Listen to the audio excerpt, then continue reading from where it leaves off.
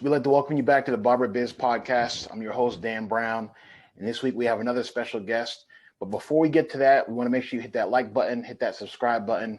You know that every single episode that we do is brought to you by soc.consulting. Make sure you check us out at soc.org. And make sure you keep on checking that Barber Biz Podcast playlist for all these different interviews with so many of our industry leaders. And today is no different. We have somebody that I think that is really, really influential thus far in the industry and is only going to continue to grow. So we really are looking forward to this one. Summer Joy Scott was good. The Barber Code was good. How are you? What's up, Dan, man? I'm good, man. I'm good. Everybody call me Summer J, throwing the government out.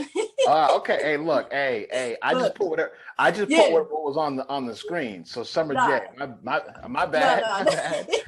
No, I'm messing with you.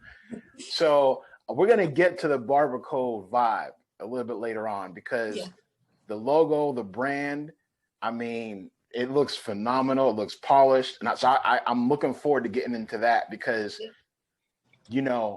I've seen it, and I've seen that you're starting to get apparel out there. I saw the suite from afar for a second when I passed through. So I'm looking forward to kind of getting the background on that. But first and foremost, how's it going on your end? How are you doing with all this COVID stuff running around?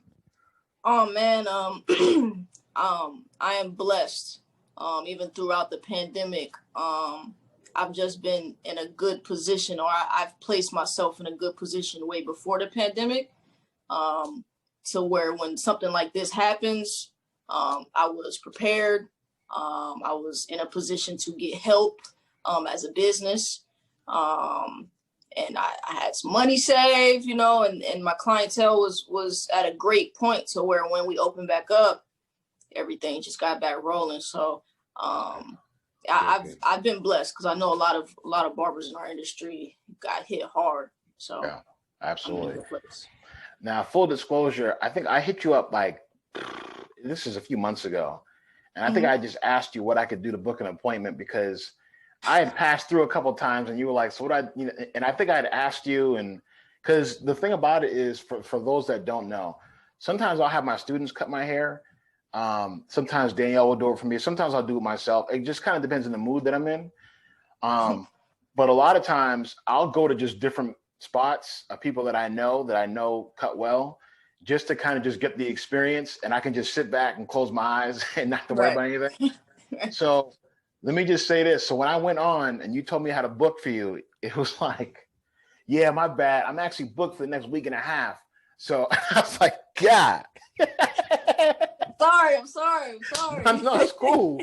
No, it's fine. It was just funny because I was like, man, it's not a game out here. But that's a good thing.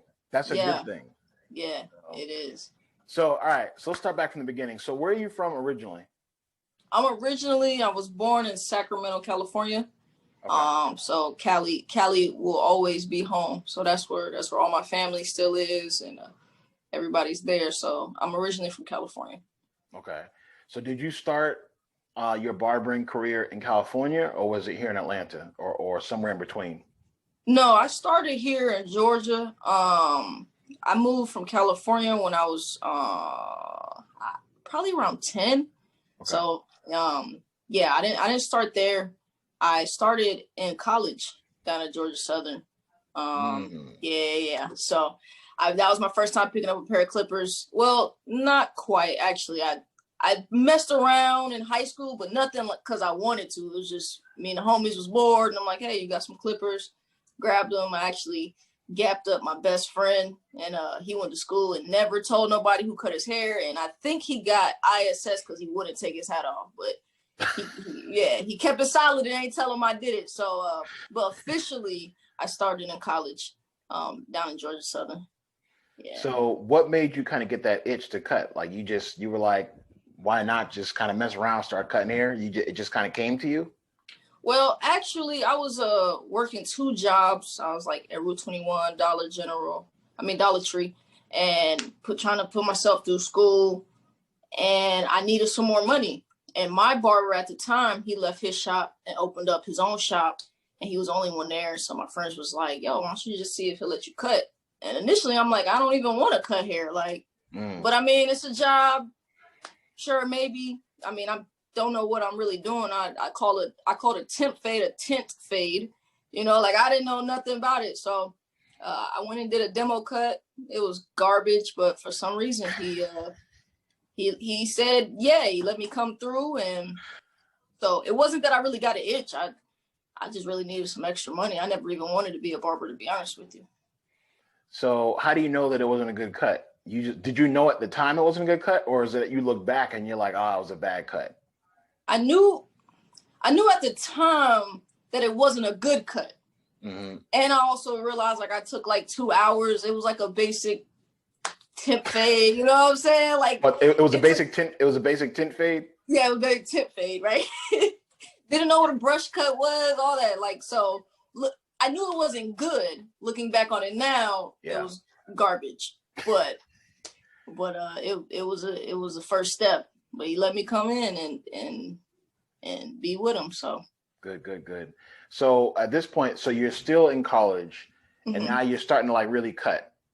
So by the time you got out of school, or you know, were you already like you were 100% in it at that point, or what? So I started cutting my last year in college. Okay. I probably sat there for about 3 months and cut one head. From there, that's what really kind of gave me the fire, because I mean, of course I dealt with the whole female barber thing. I look young. Nobody wanted to sit in my chair. Nobody wanted to rock with me at all. And you know, I could tell the shop owner was a little hesitant to put anybody in my chair because those were his clients, you know? So by the time I graduated, I was fully in it, because after those 3 months, like that lit my fire. Seeing people not really rock with me, and it was like, okay, so now I know what I got to do. I got to prove myself. I got to prove myself like nobody else does, and that's okay. I just got to embrace it and do it. And so maybe 6 months after those 3 months, so 9 months in, my clientele was out the roof. I had, you know, people leaving other shops. I didn't ask them to come, but I started noticing other shop clients was coming and stuff like that. So by the time I graduated, man, I had a good amount of clientele. Nothing like now, but to not cut not one head for 3 months and then to go to cutting 10 heads a day. I mean, that was pretty good. So I started getting booked. So by the time I graduated and came up here, by the time I graduated and came up here, I had left a lot of clientele down at Georgia Southern. So tell me what changed. So you went from 3 months, you cut one person. What changed from that to getting to the point where you're cutting 10 people, you know, a day, or that you're starting to grow your clientele? Like what changed, or what did you do differently to kind of, you know, to switch it up? I got out there, passed out cards. I did the good old footwork. I started really marketing myself. Instagram wasn't really that big then. It was like 2014. So like, I mean, Instagram was big, but I mean, I just started putting pictures up on there so people could see my work when they actually be like, I mean, you're a girl, so I got to see what you're doing. I started putting pictures on flyers because I knew that I had to prove myself differently than if my homeboy next to me that was passing out flyers had to. So I had to actually give them a visual, like I did this.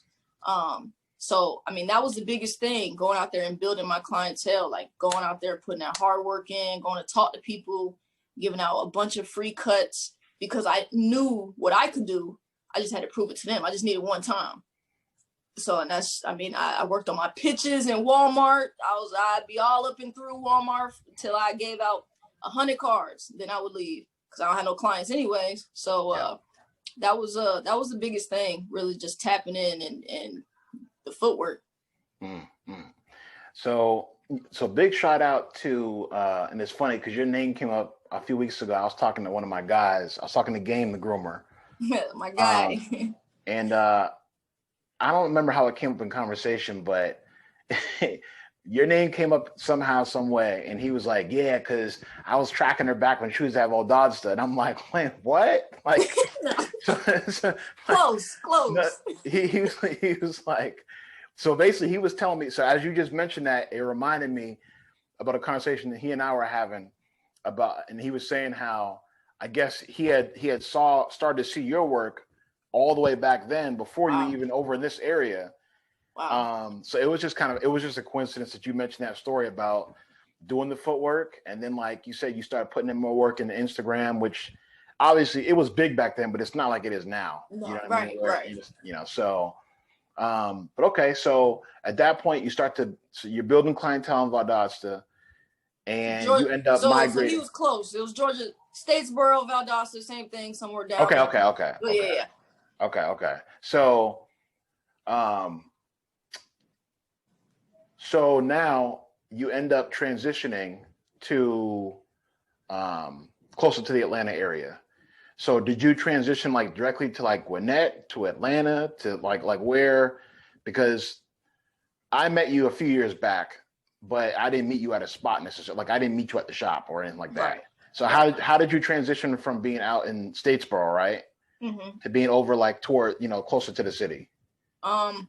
So I worked in 4 different shops before, obviously, my spot. I worked at Furious Styles, in Sandy Springs. Worked there for about 3 months, and then I moved over to Fadeologist in Lawrenceville with John Douglas. Yep. And then with my former business partner that we both worked at Fadeologist, we opened up Rejuvenation's Barbershop in Snellville, Grayson area. So that's how I kind of transitioned from Statesboro to Gwinnett, basically. So no, I didn't start in Gwinnett. That was just my second stop here. Okay. So what was the transition like coming from Statesboro to now, I'm assuming kind of starting over to a large degree, coming to Gwinnett? Like what was that like? It was rough. It's like you said, you're starting from scratch. Like I had a few clients from school that would come up during the summertime or might have graduated, but nothing that could sustain me, right? So it was just starting from scratch, but it was a little easier than the first time because I knew the ropes. I knew what I had to do. I've done it before, so I can do it again. But yeah, like, so I went from having people trying to get appointments with me and being able to book to having nobody call my phone now. And to stay, you know, dedicated. It was mentally and emotionally, it was trying. But deep down, I knew like I've been here before and I've got out of it. So I just got to do it again. And then slowly but surely, after the work was put in and after, you know, people started realizing that I could cut and all of that, phone calls started again and the booking started happening again. So moving from Furious Styles to Fadeologist, so moving from Statesboro to Furious Styles was, I mean, I moved a whole nother 4 hours away. Yeah. Right. From Furious Styles to Fadeologist, it wasn't as hard, but it was still starting with bare minimum. Yeah. Right. Yeah. So again, same thing, getting out there, being in Walmart, being in Kroger, passing out the flyers, making my own flyers, like doing all those things. And again, for the third time, it happens again. It just takes time. And I just had to really, really understand that because I knew that I could know that and people would tell me that. But until I could truly understand it, I wouldn't have peace with the process, you know. So that's a good way of putting it. So as a licensed master barber now, as you look back, right, to being an apprentice, what suggestions would you give somebody? Well, first off, before I even get to that part, so with you having a suite now, would you, whether it's right now or down the road, ever have an apprentice under you? I would. I really want to. I'm not capable to do it right now because to have an apprentice for me means so much, right? It's duplicating myself. And I honestly don't have the time as I'm building my own foundation right now. But yes, I would love to have somebody under me and to be able to teach them the values that I see in the industry or the value that I see with this craft to them and help them understand what it means to have the power that we have as barbers, you know. What do you think are some of the challenges of being an apprentice as opposed to maybe somebody who goes to school? Well, I didn't go to school, obviously, so it's hard for me to compare the two, but I've been in some schools, spoke with some students, been able to speak with students outside of schools and kind of get their perspective on things. So I kind of know what school is mostly about. I would say the hardest part of it all is not having the time to necessarily learn, right? When you step into the shop, I mean, as an apprentice, it's game time. I mean, you might have a little courtesy period for booth rent, but you're going to have to get that stuff up. Like, you're going to have to figure it out quick. You're going to have to figure out clientele quick, customer service quick, how you're going to do your payments and booking. It's like you don't have the time that a student might have in maybe about 8-9 months or to a year that they have. It's a grace period. It's more comfortable, versus being out there. It's completely uncomfortable. You don't even really know what to expect for your first time because you're just thrown in the fire. So that would be my biggest thing. That's the difference that I would say, or the challenging part of being put in a shop. Okay. So you're in Statesboro, then you're at Furious Styles, then you're at Fadeologist. Mm-hmm. Then you get the itch to have ownership of your own place. Mm-hmm. So you mentioned that you had a business partner that you went into rejuvenations with. So tell us about that process of not being just a barber, but now really being an entrepreneur, right? And having, and I always used to put it as like having other people's lives in your hands when it's trying to hire and all that. Tell us about your experience with getting into ownership. Well, I've always known, once I realized back in Statesboro that, okay, this is what I want to do. After I graduate, I'm going to be a barber, right? There is no plan B. I always wanted to own a shop. I never knew when. If I want to go back and look at my goal book, the time that we went in the rejuvenations, I wasn't going to be in my own shop or anything for another 3 years, going off my own timeline, right? Not knowing what life was going to give me. Yeah. So it was a little easier because my business partner already had the idea of the shop, right? He's about 12 years older than me. So he's already been planning and wanting this longer than I have. And I mean, he was cutting for 20 years type thing, right? So it's nothing new to him. So it was a little easier going into it with a partner that already kind of had an idea for me to polish up or for me to help build and for me to help with the foundation, right? So it was liberating, to be honest with you. It was, like you said, you are responsible for other people's success, essentially, right? Like, so if you get new people in there, it's your job to make sure it's not only the owner's job, but nobody wants to come into a shop without any clientele, and we're a brand new shop. So we have to take some type of ownership in part of their success, right? Doing everything we can to bring in clientele. Now they have to go out there and do their due diligence, but it's kind of like 80-20. Like I own that 20%. We got to get these clients in here. We got to do promos for you guys. We got to post you guys on Instagram and tag you, not just post you and tag the shop, because that doesn't give you longevity, right? Let's do a win-win here. So having that mindset and wanting to build others and wanting to educate others, because a lot of times, a lot of the guys that would come in the shop were older guys, right? That's been cutting hair for 20 years, been in and out of multiple shops. So what makes this shop different? What can we do to help you enhance your career, basically, right? So I gladly took ownership in my 20% of giving to the people that worked under us, because we were leaders, we were the top, and we can only go as high as the bottom, the bottom person. So it's definitely different from being only responsible for you, but feeling the responsibility for other people. Because I feel like a lot of owners you don't have to think like that. It's just like, hey, you're in here because you want to be in here. You need to just pay the booth rent, do what you got to do. Yeah. But I never even looked at our industry like that or this craft like that. I always felt responsible for the way people experience me or experience the shop, whether it was a client or a barber. So as a leader, that was definitely different than just cutting hair behind a chair and paying blueprint. So you mentioned how it's not, your story is very similar in many ways to mine, in that I didn't grow up with a pair of clippers in my hand. I didn't, I wasn't going to the shop every week to just, to possibly become a barber or anything like that. So how is it that you got serious about the industry to where you feel so strongly about it now? Given the fact that it's not like you have a long history or background in it, you know what I mean? Like what is it that kind of that caused you to really have that passion for it, in a sense?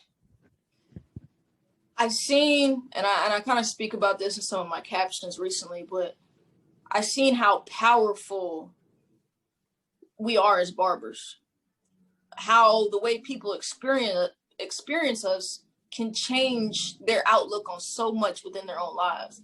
I often say, well, people say the hardest thing and the most almost impossible thing to do in the world is to change somebody's perception of themselves, right? But literally, that's what we do as barbers. We have somebody that can come in. I hear from my clients all the time, like they'll come in, they might be feeling down.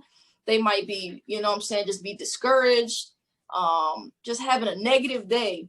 But the moment they walk in, the way they experience us, and not just the haircut that changes them, right? It's the conversation. It's the full-on experience. It's the pouring life into them. It's the moment when they haven't talked to nobody else about whatever issue they have in their head, and you being the first one, right? So I seen how that was so powerful to people. And I truly feel like my purpose here is to serve others. So once I seen what the serving of other people can do, and also making them look good, seeing them get out of the chair with a little pep in their step, like that did everything for me, So that's what really made me start looking at the industry so totally different than just a paycheck. Totally different than, all right, cool, I'm gonna cut 15 heads and I'm gonna get up out of here. I'm gonna cut 10 so I can have a little extra time to conversate with them, see what's going on in their world, and be a barber, a psychologist, a therapist, a friend, So all those things, that's what I really became passionate about. Yeah, that is really powerful. I appreciate that your perspective on that. So you had the success of cutting the tape and starting up a shop, being there, and then over the past few months, I started seeing something different. It was just like I saw this black and gold. You know what I mean? It's like. So tell us about where you're at now, what you're doing, what your vision is in terms of the barber code. Tell us about that now.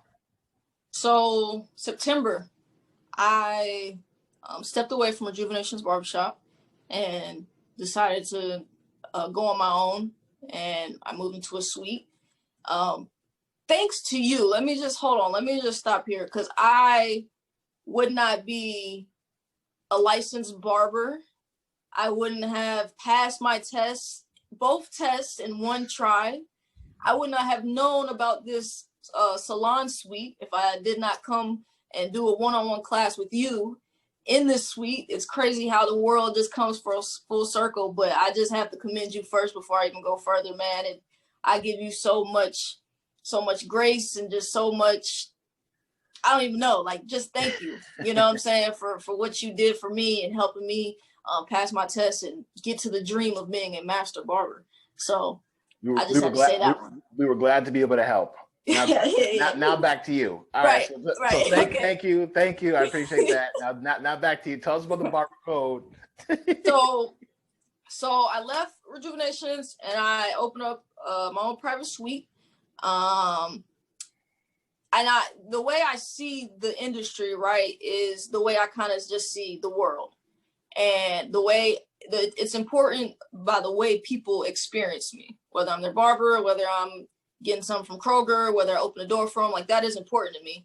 So I see that as my code, the way I cherish time, the way I cherish communication, the way I cherish moments, the way I, listen and consult with people and give them exactly what they want, exactly what they ask for. Like that is my code.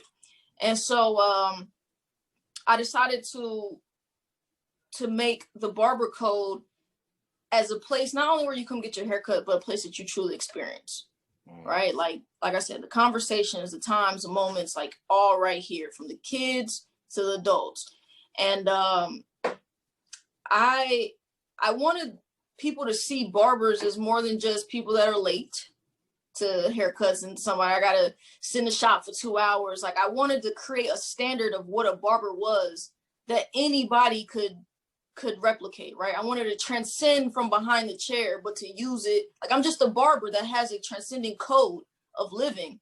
But I want people to see barbers totally different, the way they see doctors, the way they see pilots, like upper echelon. I want you to see that. And in order to see that, I have to create a code for them to see, or a code to show the way that we operate.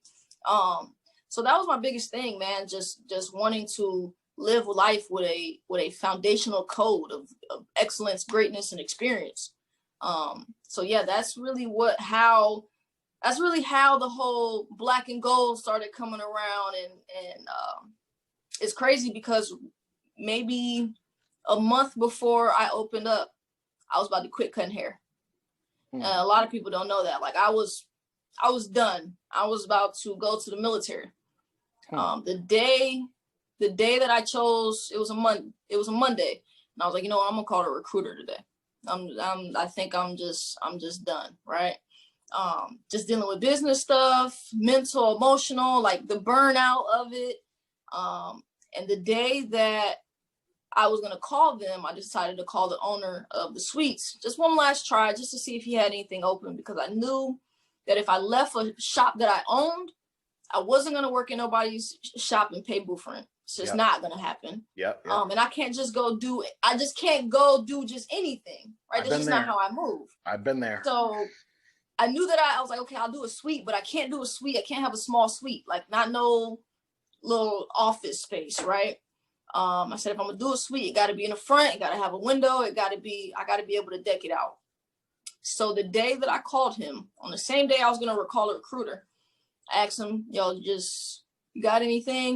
And he was like, yeah. Saturday, one of my beauticians said that she was leaving, and so now I have one of the bigger suites open, one with the window, and I'm just like, everybody that knows me knows that I have a foundation of faith, foundation of spirituality, and I was nothing but God at that point, just saying like, no, you're supposed to cut hair. You're supposed to, I gave you this gift for a reason, right? Just out of thin air gave me the gift. So I doubled back.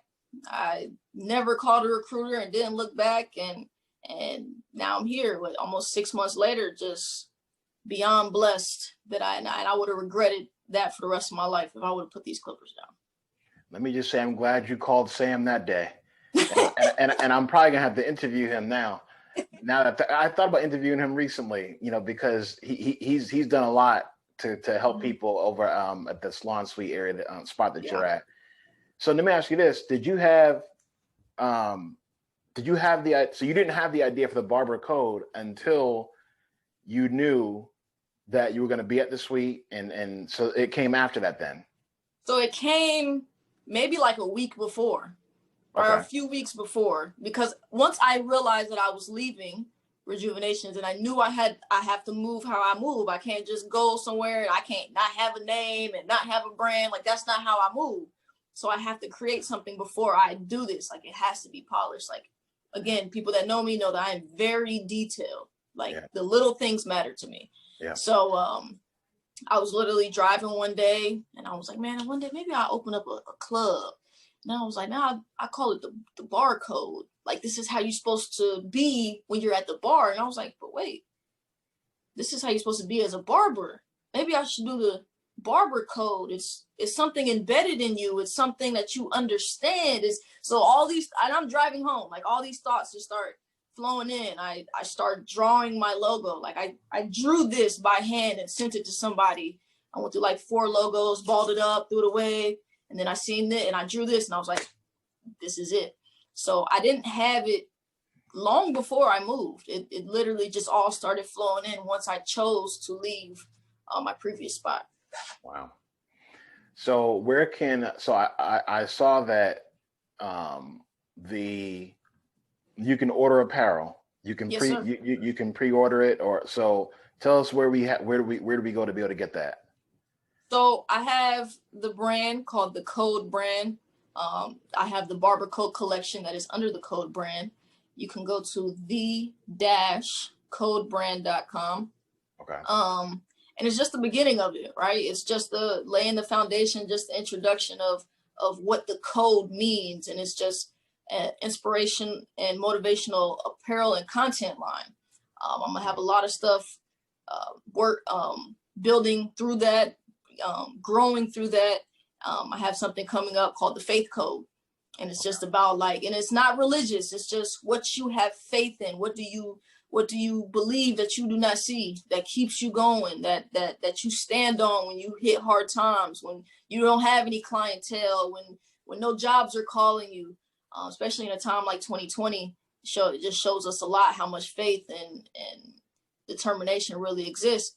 So you can go to the-codebrand.com. I am doing pre-orders, but if they order before the February 21st, they'll be able to get their stuff rushed and get it exclusively early. Okay. Yeah. Okay. All right. Well, you got an order coming today probably, because I appreciate it. I mean, just to support, but the logo's dope. If I didn't like the logo and if it wasn't fly, I wouldn't get it. I'd just be like, hey, congratulations on right. But I like it a lot though. I think Thank you. It's a dope logo. So so just a couple other questions for you. So now that you decided to stop fooling around and you didn't call the recruiter, so let's get that way out of our mind. Let's chill out with that. now that I got you here for sure with the Barber Code and what you're doing. So what's up next for you, industry wise? What are some other goals that you have in the future in terms of being able to help to kind of push your brand and also to the barber culture forward? Well, the next big thing, I'm working on a product line.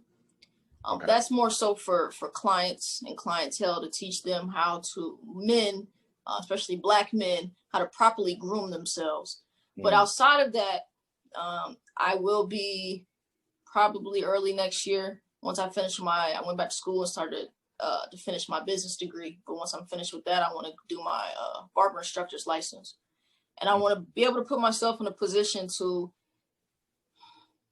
be able to teach kids, not necessarily little kids, but teenagers, give them an opportunity to graduate with a high school diploma and a barber's license, so that when they step out into the real world, they at least have a craft that they can use to push them forward, to teach them business, to teach them taxes, credit, just to give myself a lane to teach kids what they're not being taught, especially young adults, what they're not being taught in school, that they need to know, like stuff that I wish I knew, right? We always talk about that, but to truly put myself in their schools and teach them and build a curriculum for high school kids. So that is my biggest thing that I'm very passionate about. I want to one day be on the barber board for state board. Okay. So those are things that two major things that I see myself definitely accomplishing in the next few years. So the good thing is, as far as that first one, between the instructor license, between getting into the schools and able to talk to, like these high school kids, or middle school kids, or wherever you'd want to start. This is why the collaboration and the cooperation between people in the industry can help, because I'm going to directly help you with those things. I appreciate that. And there's opportunities that we have that we'll talk more about offline, to be able to kind of enhance your brand and to be able to give back and serve others in those capacities that I can personally help you with, that I'm looking forward to helping you with. And one of those things that you had mentioned specifically when it comes to being able to talk to some of these younger people is of the utmost importance. I actually have a student now who's actually enrolled in dual enrollment, where he started his barber classes for the school that I work at last year as a junior, and he'll almost pretty much be done by the time he's done with his senior year, with his barber being able to get his, to be able to get his barber license. Yeah. So he's going to watch this interview now, and then I'm going to tell him to meet you, and then you're going to end up being able to connect with, I mean, that's just one example, you know? So, yeah. And then eventually, when there's other speaking engagements via Zoom or face-to-face, we'll be able to possibly link up for that. So this is why, when we're able to collaborate and kind of, work with each other, it just makes such a big difference. So I'm looking forward to it. Yeah, I'm looking forward to it. Yeah, that sounds amazing. I mean, those are the type of things that feed my soul. And as I'm getting older, because I'm a youngin' in this game, I've probably only been cutting for like 6 years, and just still being young in life, I'm realizing how much feeding my soul is definitely a requirement in my life. Right. So that is definitely whatever you need me to do as well. Like I'm all here for it. I make myself available now that I've been able to adjust my schedule and take back my time and really manage my success and get off early now and really understand what life and time really means. So whatever you need, I'm 120% in. Yeah, that's what's up. Well, Summer J, man, we appreciate you coming today. Like I said, we're going to be talking offline. But again, we just appreciate you being able to stop in to talk to us today on the Barber Biz Podcast. And, we're going to be looking forward to your next interview down the road when you're doing something on a whole nother different level than where you're at right now. So we appreciate you stopping in today. Yeah, thank you. Thank you for having me. Absolutely. Definitely a pleasure. Absolutely.